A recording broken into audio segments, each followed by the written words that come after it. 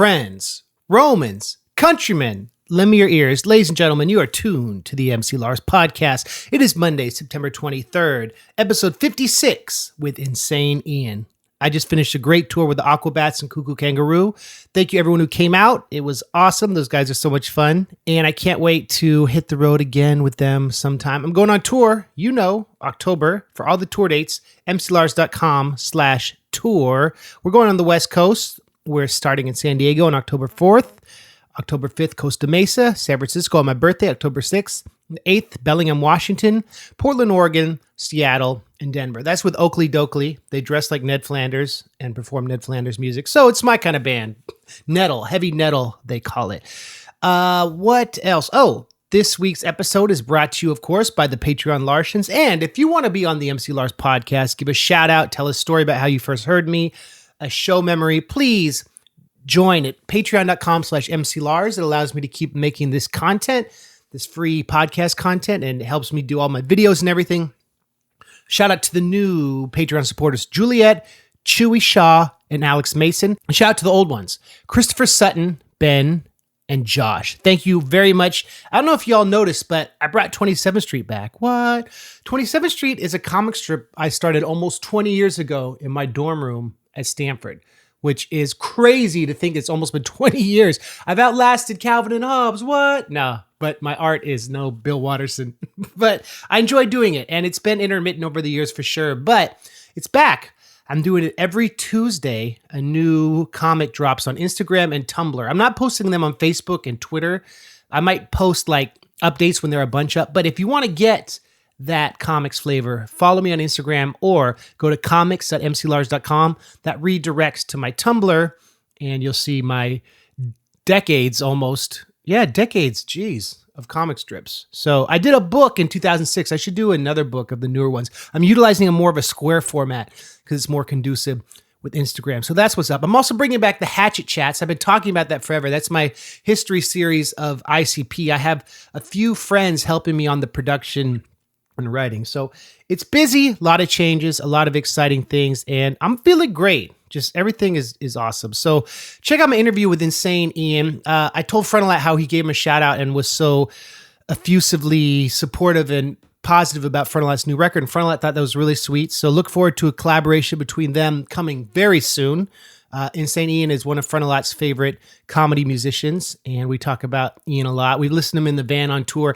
Ian's parodies are very funny, very full of passion, but his originals are good too. Like Ian is kind of like the bridge between nerdcore and comedy music. Like there's a whole Dr. Demento inspired scene. I interviewed Worm Quartet a few months ago from Rochester, Shoebox, aka Timothy Chris, and I want to do episodes with other people in the scene. Luke Ski, Devo Spice, Daryl Waffle House, Johnson McFlurry guy. No, I made that up. But the comedy parody people are very funny. And the Funny Music Project has been on for years. I've had a few songs on it. And basically it's like a mp3.com for comedy music. And like Ian says, usually the number one song on Dr. Demento, the most requested song, is a FuMP song. They have a convention in Chicago every summer. There's also MarsCon in St. Paul, which is not officially sanctioned FuMP event, but like Luke Ski, who's kind of the ringleader of all this, is heavily involved in that. So this interview was great.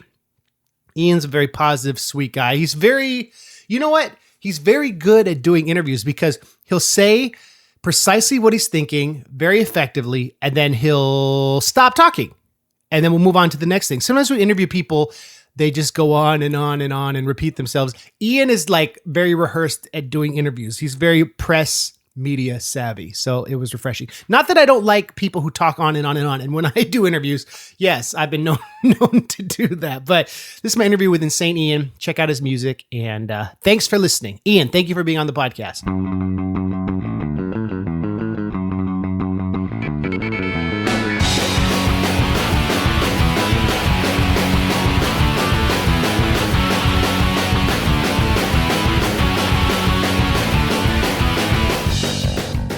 Ladies and gentlemen, I'm here with Insane Ian. Hi, Ian.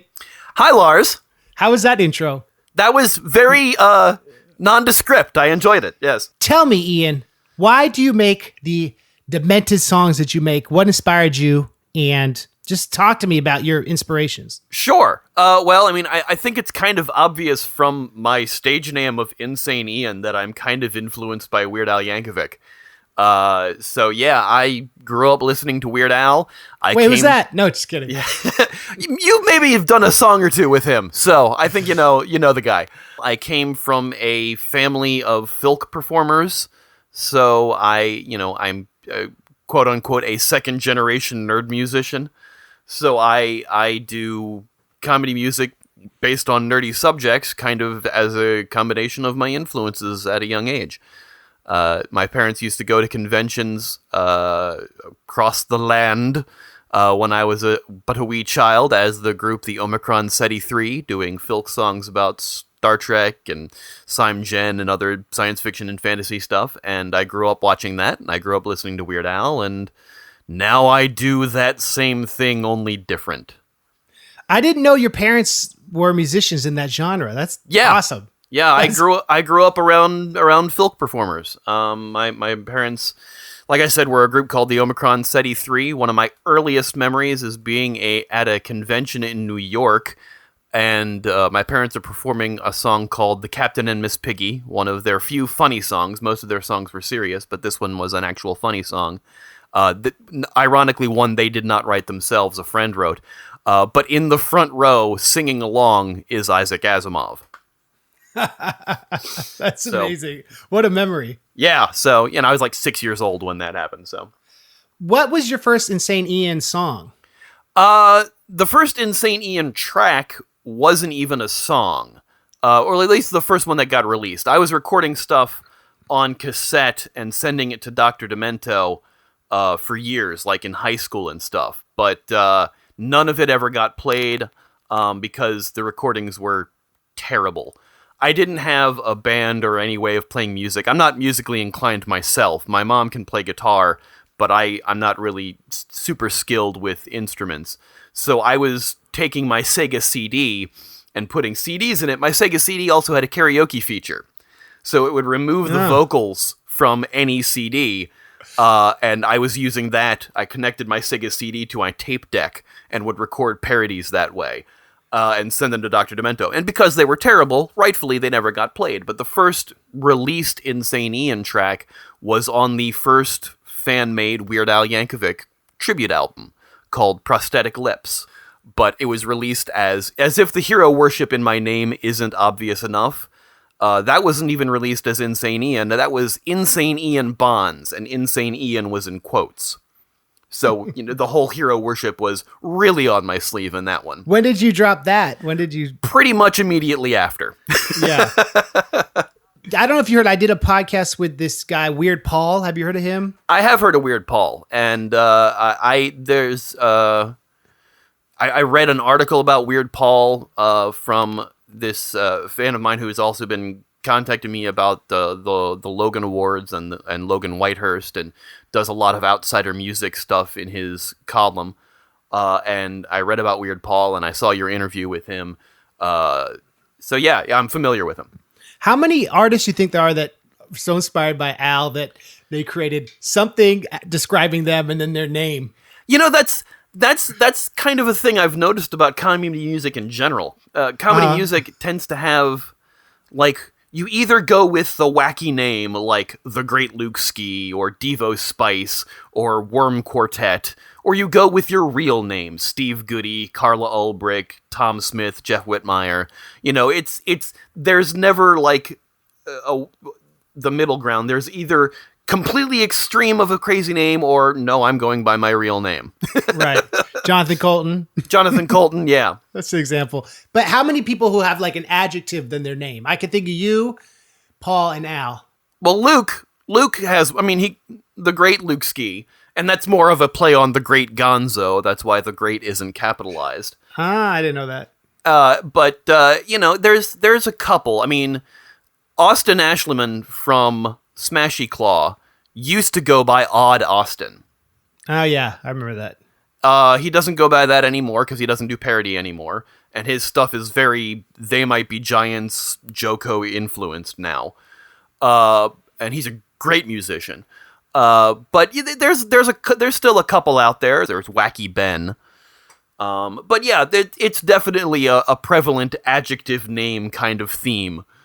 We were talking when I last saw you, or a few tours ago, that you might be changing your name, but is this not true? Did that not happen? I was considering it because I had been rightfully informed that the name Insane Ian might be a tad ableist.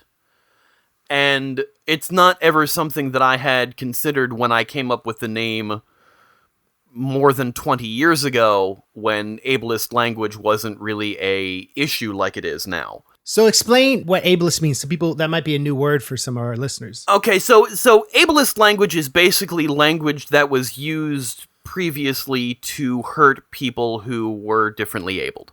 Yeah. Basically. I mean, in as bad a definition as I can give it. Right. So using like the R word, that's right. That's bad. But there's also words that in the lexicon have previously meant something, like the word lame. Yeah. Is kind of actually ableist language. Saying the word spaz is kind of ableist language. Right. And some of the things with ableist language is it was, previously used to hurt. Yeah. And that's why it can be an issue to use it now, even though sometimes words have multiple meanings. Yeah. And sometimes those words don't mean those things anymore. Right. English is an evolving language. It's constantly changing. So sometimes those words that were previously hurtful aren't intended to be hurtful now, but also there's a whole lot of reasoning behind intent, and sometimes you can't always say, well, I didn't intend to hurt you. People are still hurt by it. So people who have schizophrenia or people who suffer from mental illness, you think may be potentially offended by your name? Possibly, yes. Yeah. That was brought up to me. Now, admittedly, I don't have a history of that particular illness in myself, but I do, prescribe to the second definition of it, which is strange or outgoing. If you look it up in Webster's dictionary, that was the definition I took from insane, was the strange or outgoing version of insane. And then it was brought to my attention on the, that might be a little ableist. So but at this point, right? Yeah, exactly. It's a at this point kind of thing, and it's also I'm trying to, like, on my Twitter profile for a while, and on my Bandcamp page, I have the name, and then I have the definition after it. So I have that clarification as I'm not trying to be mean toward people who are schizophrenic, what have you. So. Talk to me about the FuMP. I love talking about the FuMP because the FuMP is honestly one of the best things that's ever happened to me. The FuMP is the Funny Music Project. It was created by Devo Spice, Jonathan Colton, and Rob Balder. The three of them were on a panel together at a convention, and nobody showed up. Yeah. So instead, they all talked to each other.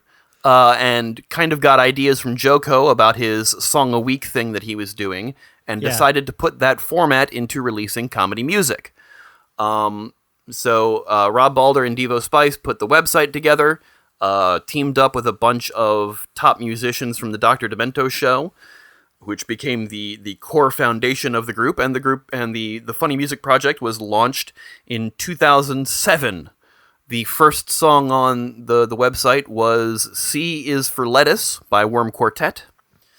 And we've been going strong ever since. In the 12 years that the FuMP has been around, 10 of those years, we've had the number one song on the Dr. Demento show with one of the songs from one of our artists. We are a coalition of about 150, maybe more, different artists on the site. Maybe about 50 of which post on the regular.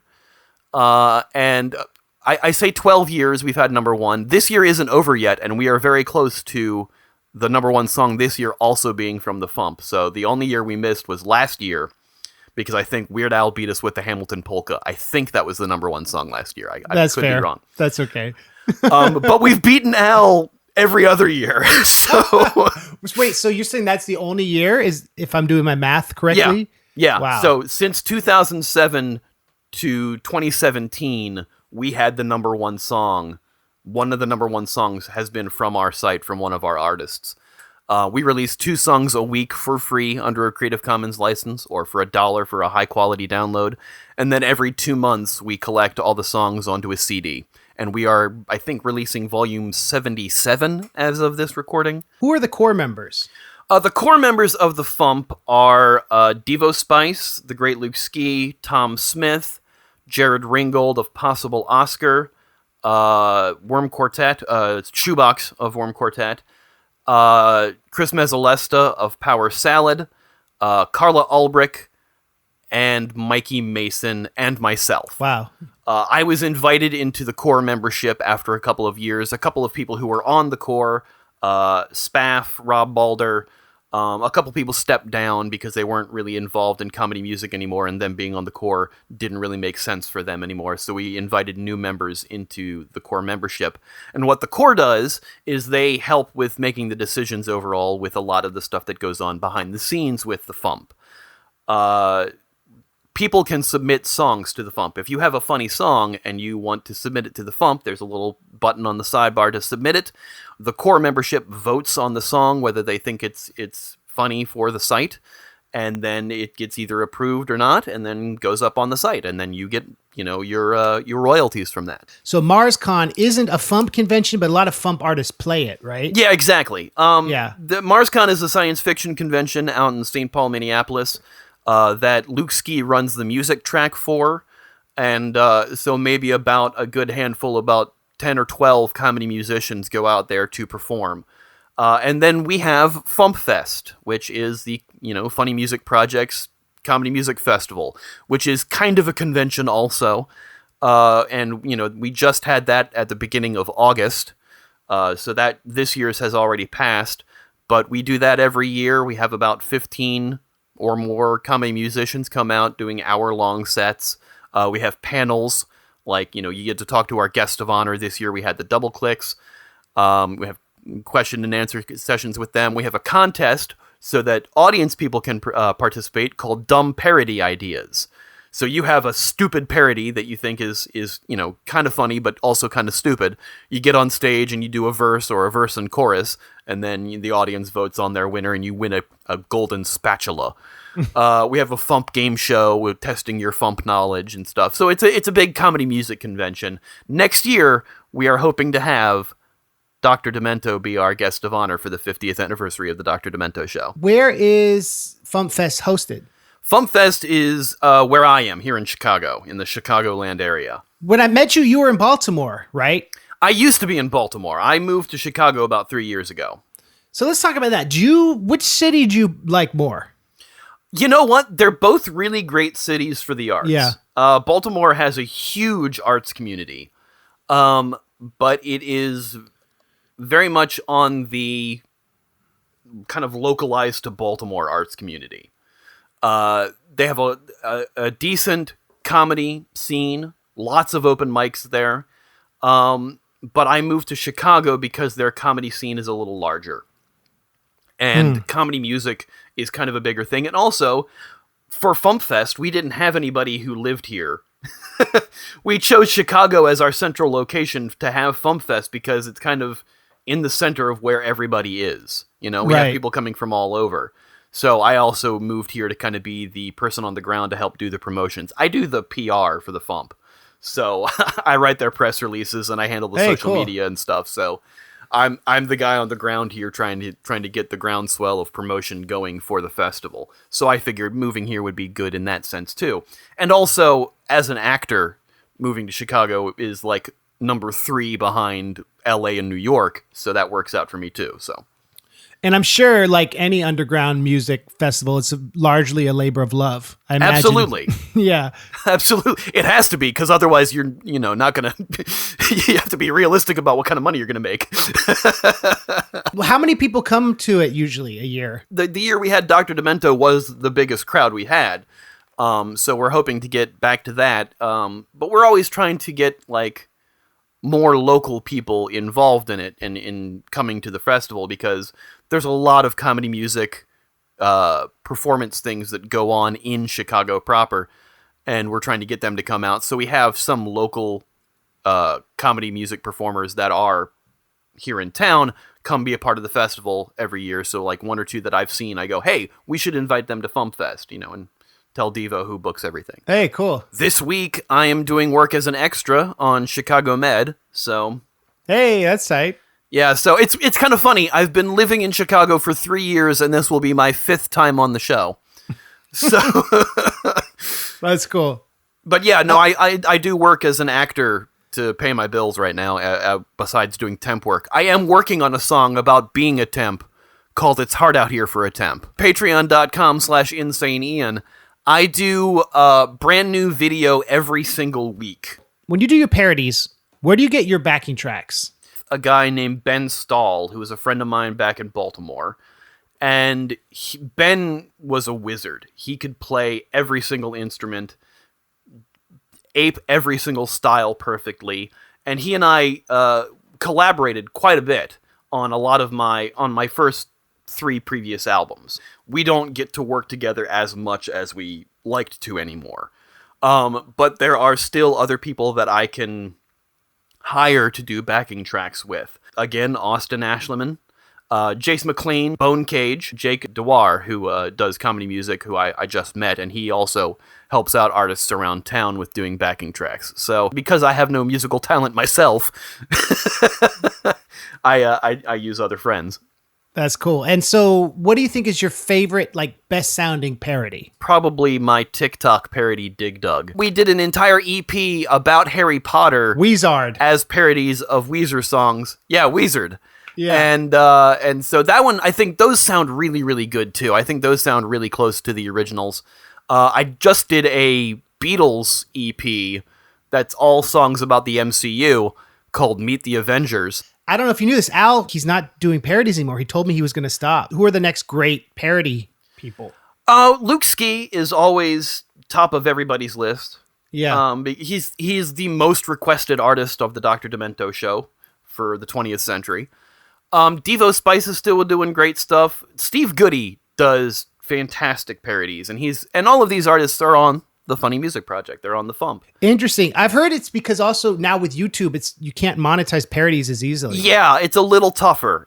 You keep copyright strike because the music sounds similar to the original. I think a lot of artists are frustrated with YouTube these days. A lot of people are frustrated with YouTube, not just artists, but just content creators in general.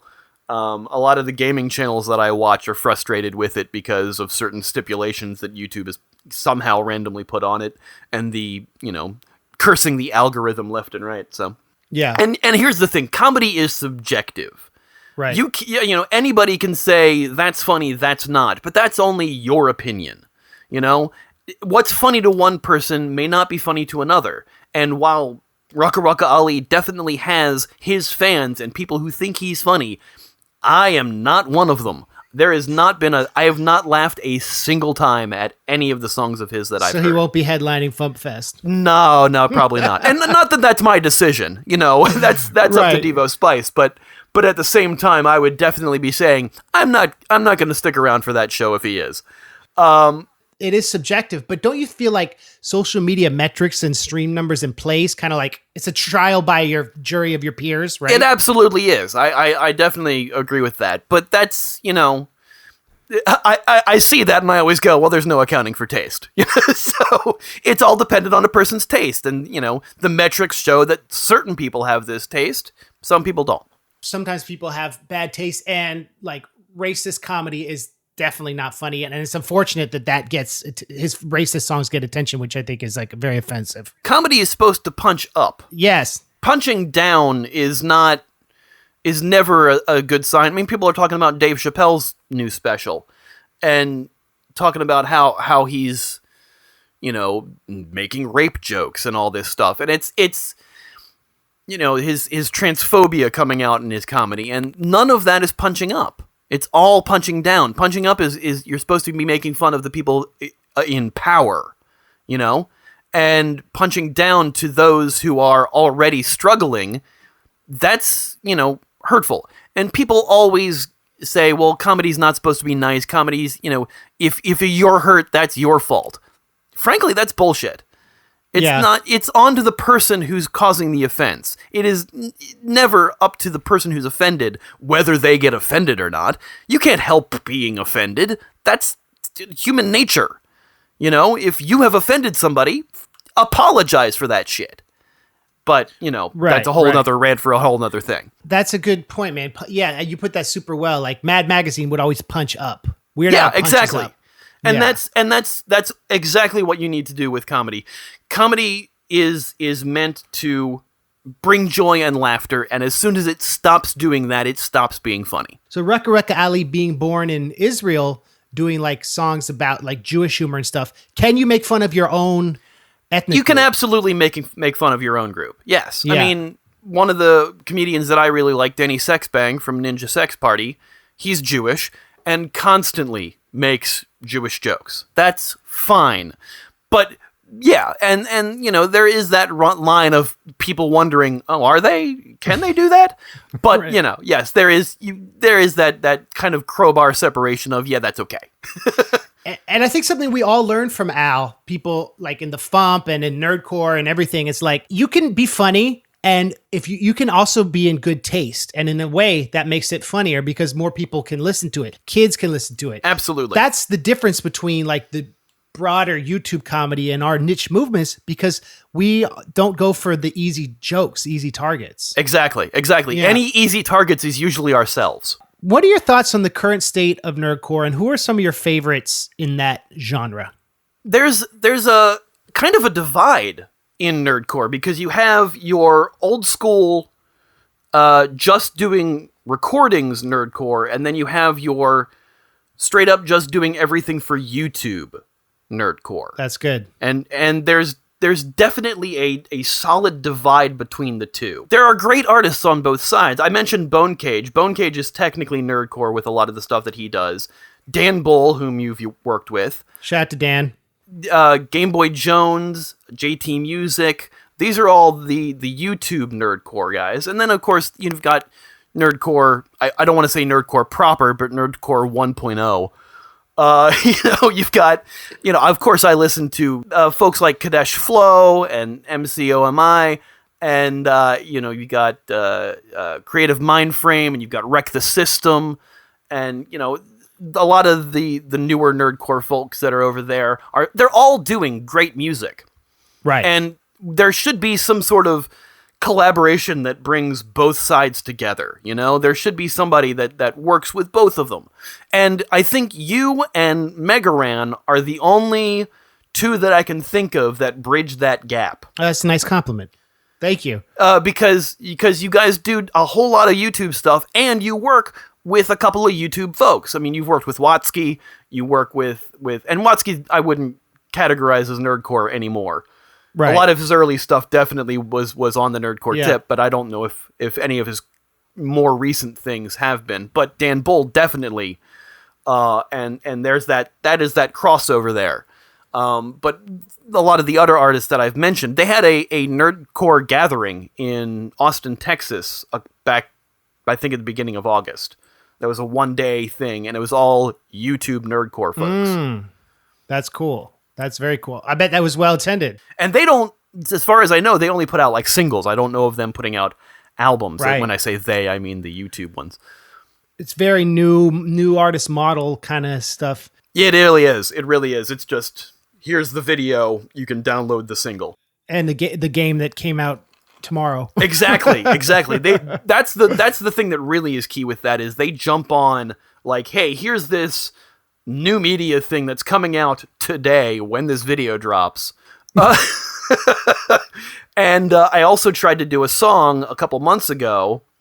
I'll say what it's about. I had a song called Chucky and Woody because the Child's Play remake and Toy Story 4 were both coming out the same day. And both toys are owned by a kid named Andy. So Hey. I tried to have a crossover song, but I didn't get it finished in time. So Do you see the posters where Child's Play had like the burnt up, broken Toy Story toys? yeah, it was great. It's pretty good. Like They had like 3 different posters, and they like basically Chucky murdered the Toy Story crew, and that was what my song was about before the posters came. The challenge is if you make something topical in a way where you're expressing something about yourself and you're not just referencing it because it's popular. Al's songs still have kind of that feeling. Each album's like a yearbook. Exactly. Each album is a yearbook. Yeah. And I think with the YouTubers, though, it becomes a little bit even more niche because of how fast they're putting things out and how fast what they're putting things out for is in the public eye. And the cool thing about Dan Bull is he's at the point where like the gaming companies pay him to make raps about their upcoming games. Which is That's insane. Awesome. That's a deal I'd like to do, sure. Yeah. That's really cool. That's awesome. The way these YouTubers have made it work is you have to consistently put out high quality stuff like every few weeks for like 5 years.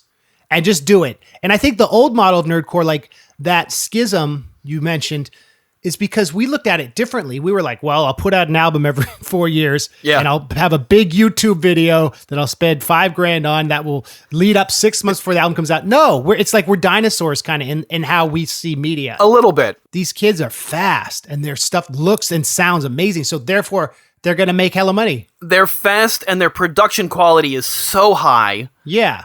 And admittedly, some of the videos are just clip videos with lyrics on them. Right. Which is the fast and dirty way to do it. But that works. But it works. It absolutely works. And that was the thing that nerdcore music kind of fell off on too. Like the non-YouTube nerdcore folks would kind of be like, at least early nerdcore, the production wasn't always on point. You know, you had some guy recording into a Radio Shack head mic to do his raps, and you know the quality kind of showed on those early things. I do think production quality has stepped up considerably on the non-YouTube side, but getting that extra step further to like they're concentrating on albums, YouTube is concentrating on singles.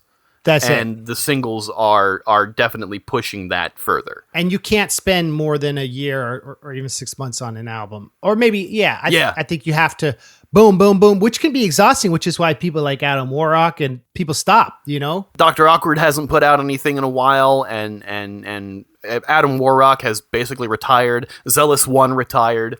And, you know, and I used to put out a new song every month on the FuMP, and I wasn't able to keep up that quality for a while because, frankly, and I went through a divorce, and so there was a lot of things that went on with that. But I'm going back to that model of doing one song a month to kind of keep myself productive, and also to kind of just I have ideas that I want to get out, and I want to keep that momentum going. Yeah. But, you know, they both have good models in my eye. So I'm trying to adapt myself and what I do to that. And it's definitely a challenge to do.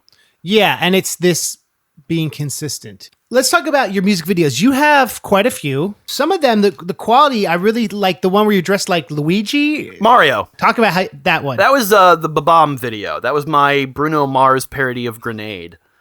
And that one, I borrowed the costume from a friend of mine. And that one was a very much slight YouTube mentality behind it because I was like, okay, the single and the video are coming out the same day. So do you ever see a potential time in the future where you would be like, all right, I'm done doing this. I can't do it. Or will you always be making music? I love performing. I love making people laugh. That's really the reason I do any of this. I probably will still do it anyway because I'm stubborn and stupid. And that's something that I love. It's very charming about you is that you do it for the passion. You're both a fan of comedy music and you love to perform it. And like, absolutely, you're not doing it for the fat stacks, the golden mansions. Oh no, absolutely. You do it from your heart. The fat stacks. Yes, I can pay for gas today. No, it's never for that. I mean, admittedly, I would like a little more, I mean, who wouldn't like to be recognized a little bit more for the work that you do? But I don't do it solely for that reason. It's never for that reason. It's because, hey, I have this song. I think some people will like it. Some people do like it. I like they enjoying it. And then repeat, release, repeat. Lather, rinse, repeat as necessary. What did you think of Frontalot's new record? I loved Frontalot's new record. Front did what Front always does what I try to do. But he put out an album about breaking up with the internet, and it is so solid, top to bottom. Schaefer and Vince put out Department of Darkness, which is fantastic, which I have a hidden track on the USB card for. I keep plugging me because... Wait, is that the purple? It is, yeah. Hater? That was all Schaefer's idea. I got Jace to do the music for that, and I recorded my end and sent it to him, and that's pretty great. That was a fun track to do. You've done a lot of stuff with Schaefer, haven't you? I have. I've done 3 things with Schaefer. I did Everyone's Gonna Die. I'm sorry, You're All Gonna Die, which was an idea from our friend Kiki. She and I were discussing horror movie tropes, and we decided to put it into a song, and we made Schaefer the killer in that song, and that has an animated, a motion comic music video for it by Ghost Free Hood. And then I did a spoken word sketch on my Internet Famous album, asking him to do a song, and him turning me down. And I've heard that. You're like on the phone with him? Yeah, we're on the phone talking, and I'm like, I want to do a response to your song Cat People about dogs, and have you come in on it. He's like, yeah, I really don't want to do that. Well, can I at least sample your song? Sure. And then the song begins with the sample. So... yeah, there was that, and then there was Purple People Hater, which he just hit me up for Department of Darkness. So. When is the Insane Ian Frontalot collab coming out? As soon as Damien says yes. But you're the busy one. Yeah, right. No, but I've asked him for a couple things, and he's not been available at that time. So, what I'm wanting to know is when is the Insane Ian Lars collab going to happen? That's the question. Have we not done any? We still haven't done. We've talked about doing several, and we haven't yet. For 10 years, For 10 probably. years. But maybe something not lit hop. Yeah. I mean, anything. I mean, I'm down. You suggested the 12 memes of Christmas. So that's a pretty good idea. But that, again... maybe dated now. That's very dated again. Now, that'll get dated quickly, so, If any of you listening have ideas, tweet us. I'm at MC Lars, and you're... at Insane Ian B. We've been talking about it for 10 years. It will happen eventually. It will happen. It has to happen. Well, now we've gone on record saying we're doing it. Yeah, that's the thing, and now it has to, because this is going out into the ether of the internet, so... Who in the FuMP comedy music scene, has put out any new records that you're excited about? We just had FuMP Fest, so it's been a ton of music. There's this new guy named Jeff Whitmire who just came onto the scene recently. He randomly messaged me on Twitter saying he liked my song, and he pointed me towards his YouTube channel where he had a handful of parodies on. And 2 of them... Jeff Whitmire. And 2 of them really caught my eye. He had a parody of a song from Little Shop of Horrors. He had a musical parody from the show called Suddenly Star Wars. And it's great. Jeff has got an amazing singing voice. And so this was a fantastic parody, and I was like, this is awesome. This really caught my ear. And then he had a song called Hey There Momoa, which is about his wife loving Jason Momoa as a parody of Hey There Delilah. That's good. Frequently, what's charming about the FuMP is they'll do a parody from 1987, a B-side from a band you've never heard of. Al would do old songs too, but it would be about a current movie. Exactly, yeah, and that's definitely the distinction. A lot of I try to adhere to that a little bit. I mean, there's still, the people who want to do the... like your Avengers album. Yeah, the Avengers album is old songs about new movies. Or I do a thing called the video game medley in concert, where I do... new songs about old games or old songs about new games. That's cool. Try to mix it up a little there. I've met Al a couple times. Actually, I used to get backstage passes to Al's shows pretty often because I produced the second Weird Al tribute album. I am the only comedy musician to appear on all 3 Weird Al tribute albums. Okay, wait. I'm only aware of one of them. There are 3. When I'm on. There are the one you're on is the 3rd. That's 26 and a half. And that one was produced by Jason Austin of Smashy Claw and Nuclear Bubble Wrap, but not in that order. The second one was called Me, Myself, and I, the music of Weird Al Yankovic as performed by others. That was the one that I produced. And because of that one, I used to get backstage passes to Al's shows. That has Chris Ballou from the Presidents of the United States of America doing a track on it. Who's your close personal friend? I am a close personal friend with Chris Ballou of the Presidents, yes. And actually, I don't know if this has ever been released out into the internet or not, but that tribute album has the distinction of being the only tribute album that Al himself is on. He is? Wow. So there's a song on that album called, it's a cover of Dog Eat Dog, and it's done by Mac Hine and the Stupid Jerks. And Mac Hine is a amalgamation of the word machine, and it was sent to me by a guy named Mike Hine. Mike Hine released this song to me that is all 100% computer sounds. The drums, the voice, everything. Come to find out years later, Bermuda told me that was him and Al. Really? That's cool. That's very cool. So it was like an anonymous submission. It was an anonymous submission. Bermuda sent that to me with him and Al on that track because they were like, we wanted to have a song on one of the tribute albums and not let people know it was us until years later. And, he told me that in confidence years ago, but then the word got out somehow. I didn't tell anybody, but somehow the word got out about it. So that's why I'm safe saying it now. So wait, the Dog Eat Dog cover. Which is on my Bandcamp page. My Bandcamp page has 40 releases on it. So, Ian, we should wrap up.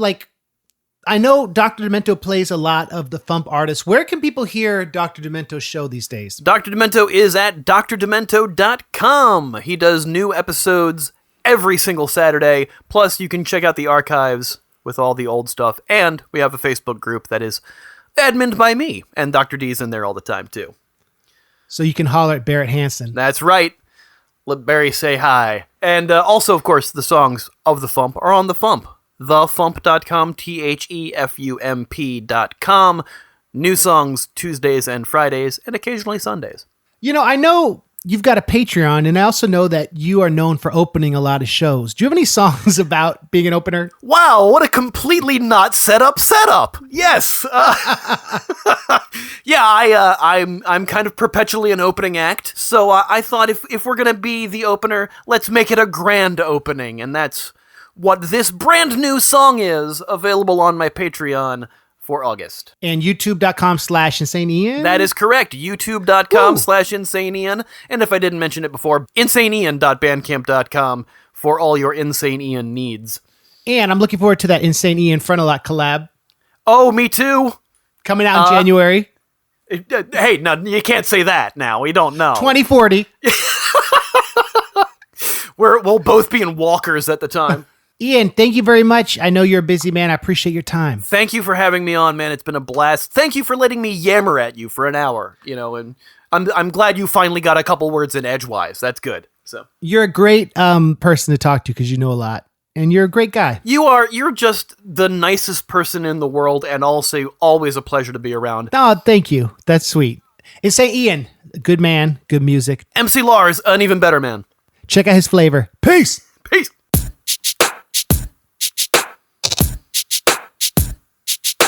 It's another show, another grand opening. You look up to the stage and you see me, now you're opening. Who's this nerdy white dude with his chubby dad bod, rapping over beats that he's playing on his iPod? My God, who is this guy? What weirdo did they find? Press your ear against the speaker so that I can blow your mind. Just a 40-year-old nerd who never acts his age. So please do me a favor, come up closer to the stage. Unless it's my demeanor that you're finding quite unsettling, I promise not to bite hard. Ladies, gentlemen, everybody's welcome. Doesn't matter where you're coming from. All that I will ask is if you're ready to have lots of fun. So come get some and make some noise. It's really super easy. And if you like what you see, could you maybe buy a CD? I got them at the merch booth. It's not that far a trek, but you can do it later.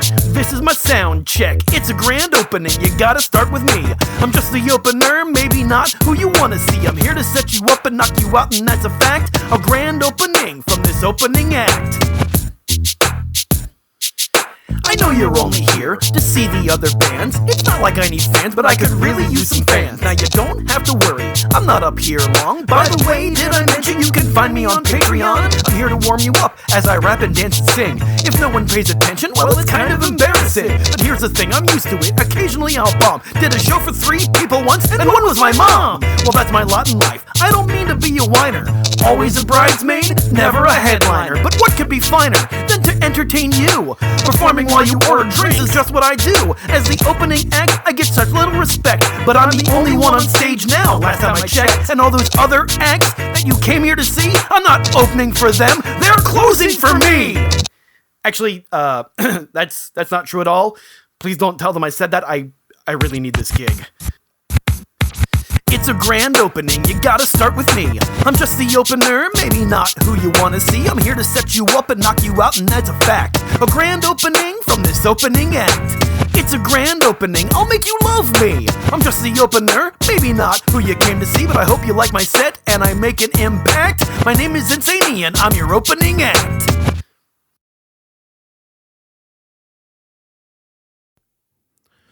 Great interview with a great dude. Thank you, Ian. That was tight. And your new song is tight. All right, y'all. It's about that time. It's time for the MC Lars Patreon Larson of the week. I don't know if you noticed, but when I said those words, there was a crazy echo effect on my voice. Tight. This week we have Larry Fine from Pittsburgh, Pennsylvania. Larry is a super strong supporter of the entire scene. He has been for like years and years, over a decade. So he tells a story of a special moment in nerdcore history. Hey, Lars, it's Larry Fine. I was just thinking about the show where you performed in Orlando, where you had everybody who was in the track doing the Bruce Campbell on stage all together that one time when everybody showed up in the same city. That was amazing.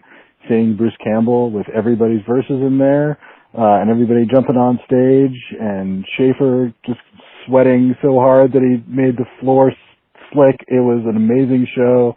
I'll never forget that performance. Y'all are amazing. Look forward to seeing you again soon. Bye. Larry, you got a free shirt. That was a great story. I remember that zealous one who, in the interview, actually, Insane Ian talks about how he quit doing music. Schaefer, Whitey Cracker, myself, Mike Russo on a full-on sonic assault into your ears. So next week we have Suzanne McDermott, who I found out about because there's this movie called 6 Days in Roswell about, yes, the crash in Roswell. And she has a song in that called The Roswell Incident that I loved. It's in the closing credits, and I love that song. So I did a cover of it on Indie Rocket Science, but I changed it a lot. And she's a artist, healer, life coach from the South who has a lot of great things to say. So she's on next week. Thanks for tuning in. Happy Halloween in a month. I'm getting ahead of myself. Please leave a comment. Please leave a review of the podcast. Tell 3 friends. Be like, yo, Lars interviewed Insane Ian. It was insane. I don't know. If you want, whatever. I appreciate y'all listening. And thank you. And we will see you next week. Bye.